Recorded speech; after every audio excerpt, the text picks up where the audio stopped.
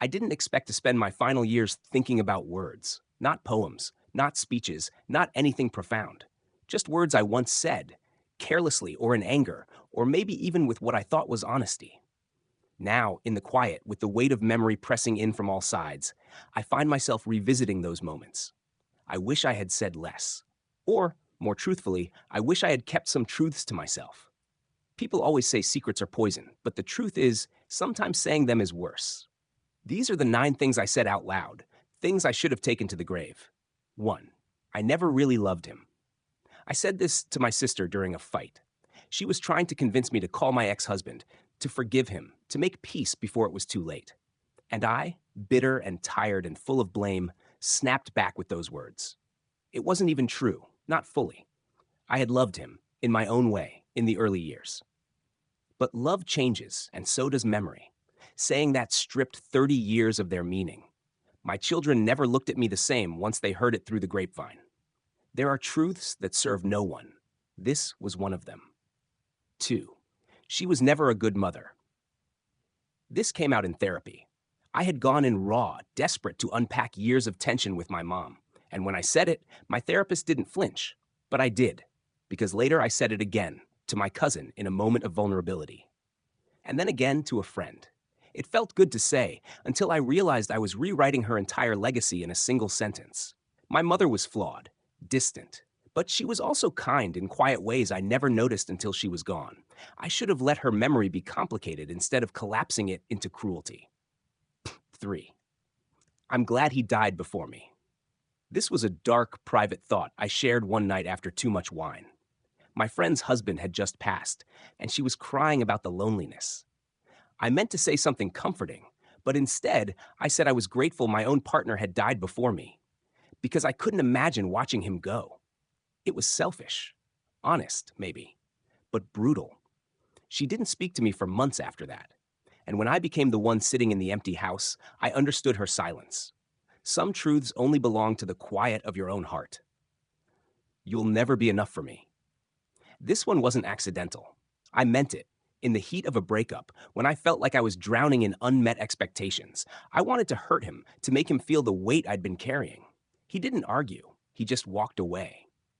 But months later, when the pain settled, I realized he had given me what he could. Maybe it wasn't everything, but it wasn't nothing. Telling someone they're not enough is like carving failure into their soul. It says more about your own emptiness than theirs. I should have walked away silently. 5. I know what you did. I said this to my brother.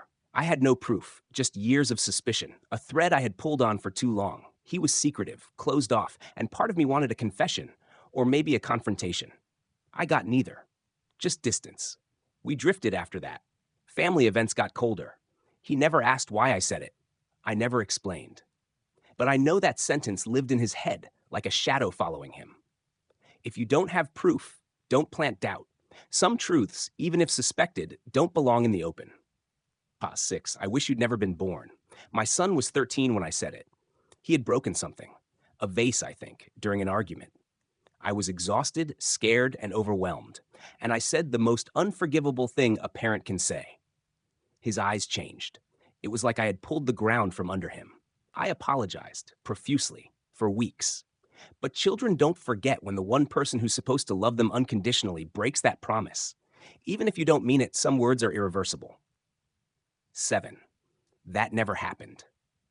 My niece came to me once, years ago, with a secret, a painful one.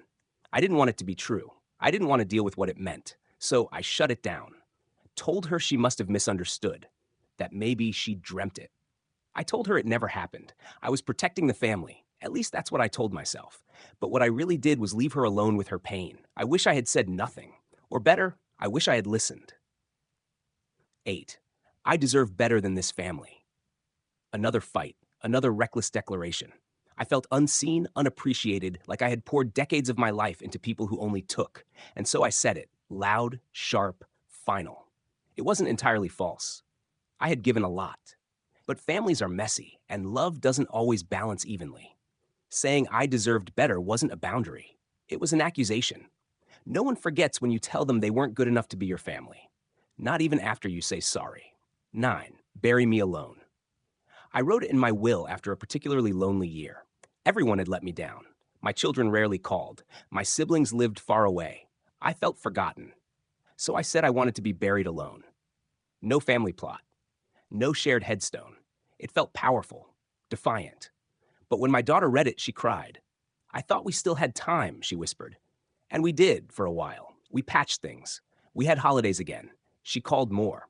But the damage lingered, not in what I asked for, but what it implied, that even in death, I didn't want to be near them.